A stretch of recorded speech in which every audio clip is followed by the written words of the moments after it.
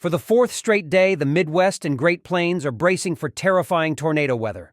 A shocking 26 tornadoes ravaged 6 states, with Iowa bearing the brunt of the destruction. In the past 24 hours, tornadoes ripped through Iowa, Nebraska, Missouri, Oklahoma, Wisconsin, and Minnesota, with Iowa suffering the most, hit by 21 twisters. 1, 2, 3 windmills broken by this tornado. That one is on fire.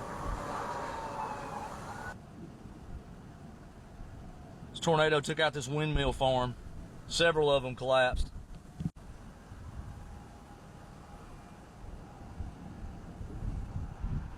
Windmill taken down. Multiple windmills taken down. You can see down there and across the road there. Greenfield, Iowa was obliterated, with about half the town wiped out by a ferocious EF3 tornado, resulting in fatalities and countless injuries. Governor Kim Reynolds described the scene as gut-wrenching, highlighting the sheer horror and devastation, with the full extent of the damage still unknown. Adair County Memorial Hospital, despite being battered, managed to treat patients and transport some to other facilities.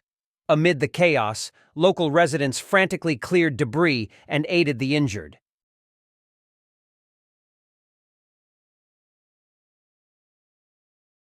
The severe weather has unleashed widespread havoc, with 329 storms reported from Texas to New England.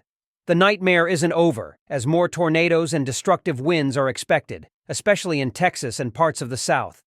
Governor Reynolds has declared a disaster emergency for 15 counties and plans to seek federal disaster relief as the heartland faces a relentless onslaught of nature's fury.